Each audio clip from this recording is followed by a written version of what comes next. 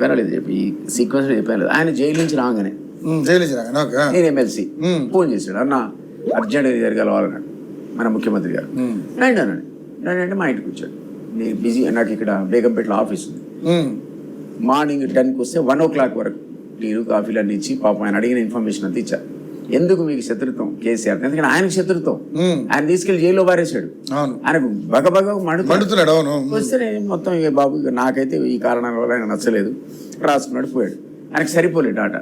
మళ్ళీ ఫోన్ చేశాడు, అన్న నేను మళ్ళీ వస్తాను దగ్గర రా. మళ్ళీ వచ్చాడు మన రేవంత్ రెడ్డి గారు. మళ్ళీ 3 గంటలు ఇచ్చా ఇన్ఫర్మేషన్. ఆయన అడిగిన ఇన్ఫర్మేషన్ అంతా చెప్పాడు. అవును ఒకటి కాదు ఒకటి ఇది ఇట్లా అట్లా ఆధారాలతో సహా నువ్వు అన్నావు ఆధారాలు చెప్పు, అవన్నీ ఇచ్చా. 2 సార్లు పోయాడు. తర్వాత ఆ వాడుకున్నాడు, మీడియాలో ప్రచారంలో కూడా బాగా వాడుకున్నాడు, దంచాడు. మనకు నేను చెప్పిన దానికంటే గట్టిగా తిట్టాడు కేసీఆర్ని. మంచిదే, సంతోషం. మాకు కూడా అదే కావాలి, నువ్వు కూడా అదే చెప్పావు, మంచిది. ఇది నీకు అవసరం, ఉపయోగపడ్డది. నెక్స్ట్ నువ్వు ఎంపీగా కాంటాక్ట్ చేస్తున్నావు. నేను అప్పుడు కూటమి ద్వారా టీజేఎస్ పార్టీలో ప్రొఫెసర్ కోదండరాం పార్టీలో ఉన్నా. ఆ కూటమి ద్వారా నేను అక్కడ కాంగ్రెస్ కూటమి అభ్యర్థిని కాబట్టి మల్కాజిగిరి నుంచి నాకు ఫోన్ చేసి ప్రెస్ మీట్ పెట్టండి, మీ ఇద్దరం వస్తున్నాం అని చెప్పారు. నరేంద్ర రెడ్డి గారు, రేవంత్ రెడ్డి పెడితే నేను రండి అన్న. మరి నేను నిలబడ్డా కదా అక్కడ కూటమి, నువ్వు ఇప్పుడు కాంగ్రెస్ అభ్యర్థి కదా, నా బాధ్యత కదా. నేను ప్రెస్ మీట్ పెట్టి మా కార్యకర్తలను అప్పీల్ చేసి ఇక మా రేవంత్ నీకు విజువల్స్ ఇస్తా, ఆ పక్కే రేవంత్ గారు 80% గెలవాలి, ఓడిపోయాడు అక్కడ. ఈయన ఓడగొట్టారు. టీఆర్ఎస్ బస్సులలో వాళ్ళు ఎవరు ఓటర్లను తరలించి వేరే ప్రాంతం నుంచి కర్ణాటక కూడా తెప్పించి ఇంకొకటి తెప్పించి ఆయన ఓట్లు ఆయనకు వ్యతిరేకంగా వేయించి ఆ రోజు కేసీఆర్ మన రేవంత్ రెడ్డి ఓడగొట్టారు కొడంగల్లో. అట్లా వచ్చిన రేవంత్ ఇక్కడ ఎంపీగా పాపం టికెట్ తెచ్చుకున్నారు, వెరీ హ్యాపీ. ఆ తర్వాత మేమన్నా లేదు రేవంత్ రెడ్డికి మీరు ఓటేయాలి, అన్యాయం ఇది, టీఆర్ఎస్ కష్కట్ అని ఓడగొట్టిందని మా కార్యకర్తలని పురమాయించి అట్లీస్ట్ మల్కాజిగిరి నీకు కాంటాక్ట్ చేస్తారు కదా. నాకు 37,000 ఓట్లు వచ్చాయి. ఎవడో అందులో 7,000 మాట వింటారు కదా. సో వాళ్ళందరూ నేను లేదు రేవంత్ రెడ్డి గెలిపాను, నేను కష్టపడ్డాను. ఆయన గెలిచాడు ఎంపీగా. అంటే థర్డ్ టైం ఎంపీగా గెలవడంలో కూడా మీ పాత్ర ఉంది కదా. నువ్వు చెప్పు నాకు, నేను అక్కడ ఉండి నా కార్యకర్తలకు నేనే డబ్బులు ఖర్చు పెట్టాను. ఇచ్చాను వాడు ఒకసారి రేవంత్ రెడ్డి గారిని, రేవంత్ రెడ్డి గారిని, నేను దిలీప్ కుమార్ కార్యకర్తలు డబ్బులు ఇచ్చాను. నాడే ఉంటాయి కదా ఖర్చులు, ఊరికే ఏం తిరుగుతారు పిల్లలు. మంచినీళ్ళు కావాలి, వాడికి మా భోజనం కావాలి, తిరగాలి, ఏదో మా వెంబడి ఆడ తిరిగి విని గెలిపించాం. ఈ థర్డ్ ఇది అయిపోయింది కదా. నేనేమంటున్నా, ఇన్ని అయినాక తెలంగాణ సంస్కృతి ఏందండి, ఒక్కసారి వాడింటికైనా మనం పోయి భోజనం తింటే వాడి జీవితకాలం మర్చిపోతాం. అలాంటి దిలీప్ కుమార్ నీ కోసం 4 నెలల నుంచి అపాయింట్మెంట్ అడిగితే నువ్వు ఇస్తావా? నువ్వు చెప్పు రవి, నువ్వు నా ఇంటికి వచ్చి అన్నం తినిపోతే నేను నీకు ఫోన్ చేసి రవి నేను గెలవాలంటే అపాయింట్మెంట్ ఇస్తావా? 4 months అంటే 4 నెలలు నా అపాయింట్మెంట్ కావాలి. ఇది దారుణమా? ఖర్చు చాలా దారుణం. ఇది అంశం. పోనీ నా పదవి కోసం కాదు, నీకు ఇంతకుముందు నేను చెప్పిన కథలన్నీ నీకు చెప్తాను డైరెక్ట్ అని మీడియాకు చెప్పే ముందు నా బాధ్యతగా, అరే మిత్రుడు పార్టీలో ఉన్నారు కాబట్టి పార్టీలో నాయకులు డైరెక్ట్ చెప్తే బాగుండదు. తెలంగాణ ఉద్యమం దారి తప్పుతుంది. ఉద్యమ సోయి ఉండాలి.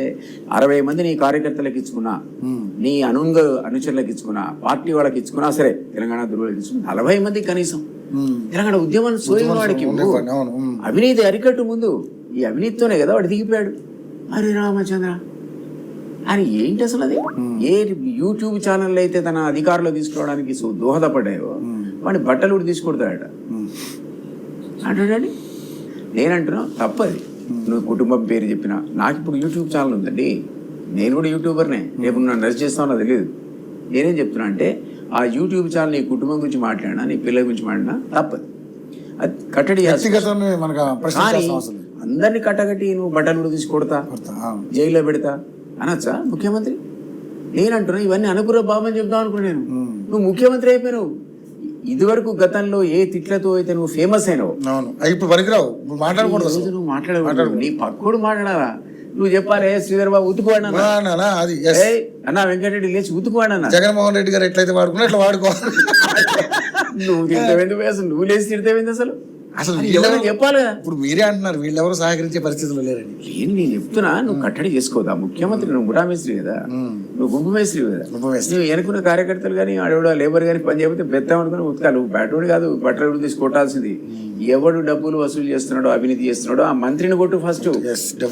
ఎవడా జిల్లాలో 5 ఉన్నారో లిస్ట్ కావాలంటే నేను ఇస్తా, పంపుకుంటే పంపునారు. అసలే కాంగ్రెస్ పార్టీ స్కామ్లకి అంటే ఇక మీరు మళ్ళీ నువ్వు పంపు, వాడిని బట్టలు తీసుకుంటూ పోయి. నేను అంటున్నా ఎందుకుంటావు?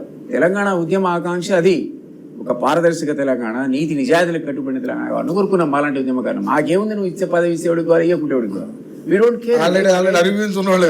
రాబట్టి 69 ఏళ్ళు వచ్చినాయి నాకు, నువ్వు పదవి ఇస్తే నాకేంది, నువ్వు ఇవ్వకుండా నాకేంది, ఇస్తే నమస్కారం, ఇవ్వకపోతే 2 నమస్కారం. నాకెందుకు పోయి, నేను అది చెప్దామని వచ్చిన దగ్గరికి 4 సలహాదారుడిగా. అరే 4 months నుంచి నాకు అపాయింట్మెంట్ ఇయ్యాడు. పోతే పోయిన ఇవ్వకపోతే నేను ఏదో పోయినా అన్న ఇన్సిడెంట్ గురించి చెప్తున్నాడు. ఆ అసెంబ్లీలో నాకు నిజం కూడా తెలియదు, ఎన్క్లోజర్ ఎక్కడైతే సీఎం రూమ్ ఉంటుందో అక్కడ రానియకూడదు అనే విషయం అది లేదు. అది స్పీకర్ పరివు, అది ముఖ్యమంత్రి పరివు కాదు. ముఖ్యమంత్రి సెక్యూరిటీ సిబ్బంది నేను ఆపడానికి వీల్లేదు. స్పీకర్ చెప్పాలి ఆ రూమ్ వరకు ఎవరిని పోనివ్వకండి, ఒక సీఎం వరకు మీరు పెట్టండి. స్పీకర్ ఆర్డర్ నాకు చూపెట్టాలి ఎవరన్నా. నేను మీ ద్వారా డిమాండ్ చేస్తున్నాను, నాకు స్పీకర్ ఆర్డర్ చూపించాలి. ఈ ప్రెమిసెస్ లో మాజీ ఎమ్మెల్సీ రావడం స్పీకర్ చెప్పాడా? సీఎం చెప్తున్నాడు అక్కడ. ఆ టెరిటరీ అసెంబ్లీ స్పీకర్ టెరిటరీ, అది వీడోడు గొట్టంగా నన్ను రావద్దనట. అతను అంటున్నాడు, నేను సోదరుడే చిన్నపిల్లాడు కానీ అతను నన్ను అంటాడు. నేనేమన్నా అంటే బాబు సీఎం వచ్చాడు, సీఎం వచ్చాక చేయగలిపాడు. నేను బయట ఆ రూమ్ నుంచి బయటకు వచ్చి అక్కడ ఒక టెలిఫోన్ ఆపరేటర్ రూమ్ ఉంటుంది, ఆ ఆపరేటర్ దగ్గర కూర్చోన్నారు. సీఎం వస్తున్నాడని సెక్యూరిటీ వాళ్ళని బయట నేను చెప్పా, అరే బాబు వస్తున్నా చెప్పండి, నమస్కారం పెడతాను. రాగానే అన్న దిలీప్ అన్న అని పాపం ఆగాడు. అవి చేయగలిపాడు, నా బాగున్నారా అన్నాడు. నమస్తే అన్న, వెళ్ళిపోయాడు రూమ్లో. పోయినాక నేను మళ్ళీ ఈ టెలిఫోన్ ఆపరేటర్ రూమ్లోకి వచ్చి కూర్చున్నా. ఈ పిల్లాడు జయపాల్ రెడ్డి వచ్చి, నేనన్నా బాబు 3 months నుంచి అపాయింట్మెంట్ పెడుతున్నావు, నెల కలుపుకో, 4 నెలలు అయింది అపాయింట్మెంట్ పెట్టి, ఒక 2 నిమిషాలు సీఎం కలుపురా బాబు, ఏదో నా బాధ నేను చెప్పుకుంటా. సరే నువ్వు నాకు బయట అపాయింట్మెంట్ ఇప్పేయట్లేదు, కిందనో మీదనో పడి నేను సెక్యూరిటీ వాడు ఈ రూమ్లోకి వస్తుంటే వాడు పక్కకు తిరిగాడు, నాకు సెల్యూట్ కొట్టాడు. ఎందుకంటే నేను PS to హోమ్ మినిస్టర్గా పనిచేసాను. ఎవడో పోలీస్ ఆఫీసర్ గుర్తించాడు, నమస్తే అనగా జరిగారు. నాదిలో పర్మిషన్ లేకుండా వాడు పక్క తిరిగాడు బాబు. నా మీద ఉన్నటువంటి గౌరవం జరిగితే నేను లోపలికి వచ్చాను. ఇక్కడికి వచ్చినాక నా కలుపు కనీసం ఇప్పుడు నా కలుపున్నాను. 2 నిమిషాలు అయితే ఇప్పుడు ఉన్నావు కదా, నీకు అవకాశం చెప్పి దిలీప్ సార్ వచ్చాడని ఆయన నన్ను చూశాడు కదా, పోయి చెప్పి నన్ను ఒక అంటే అరే ఆ చీఫ్ సెక్యూరిటీ ఆఫీసర్ పిలవండి అన్నాడు. పిలిచినాక ఎట్లా వచ్చాడు ఈయన అన్నాడు. వాడు గడగడలాడిపోయాడు, సార్ నాకు తెలియదు సార్, ఎట్లా వచ్చాడో తెలియదు సార్ అంటే. నేను అసలు నాకు ఫస్ట్ ఒక విషయం చెప్పు, ఇక్కడ ఎమ్మెల్సీలు ఎక్స్ఎమ్మెల్సీలు రావచ్చా అంటే రాకూడదు సార్ అన్నాడు. నాకు తెలియదు ఆ సంగతి. ఎవరో సెక్యూరిటీలోంచి వస్తుంటే వాడు ఆ సెక్యూరిటీ వాడిని పిలువు, వాడిని సస్పెండ్ చేద్దాం అన్నాడు. అనొచ్చా?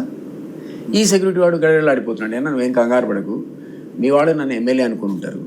ఒక ఎమ్మెల్యేలకైతే ఉందిగా ప్రవేశం. నేను పూర్తి వైట్ బట్టల్లో కాంగ్రెస్ పార్టీ అటైర్లో వచ్చా కాబట్టి మాజీ కాబట్టి నమస్కారాలు పెట్టి జరిగారు. సార్ ఎమ్మెల్సీయో ఎమ్మెల్యే వాడికి కూడా తెలియదు.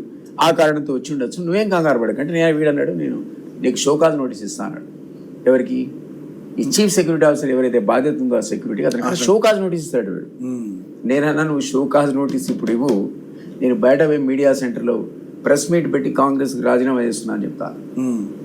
ఏదో కాస్త జంకాడు. జంకి అట్ట కదన్నా, మాకు తెలవాలి కదా, సెక్యూరిటీ విషయం చూసుకోవాలి కదా అంటాడు. ఎవరిద్దరు వేరేంటన్నారు? జయపాల్ రెడ్డి.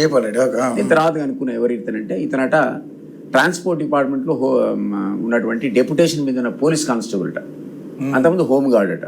నాకు తెలియదు. మరి నువ్వు హోమ్ గార్డ్లను కానిస్టేబుల్ పెట్టుకుంటే పాపం అలా అంటే వాళ్ళు అంటే తప్పని కాదు. అదే ఒక చీఫ్ మినిస్టర్ స్థాయిలో ఉన్నాడు, IAS వాడిని పెట్టుకోవాలి, IFS వాడిని పెట్టుకోవాలి కోఆర్డినేషన్కి. నీకు పాపానికి ఏం తెలుస్తుంది నా గురించి? ఆ బాబుకు ఏం తెలుస్తుంది? ఆయన తెలంగాణ ఉద్యమంలో ఉన్నాడో లేడు, ఏ జిల్లా వాడు, ఆయన ఉద్యమంలో హైదరాబాద్లో లేకపోవచ్చు, వరంగల్లో లేకపోవచ్చు.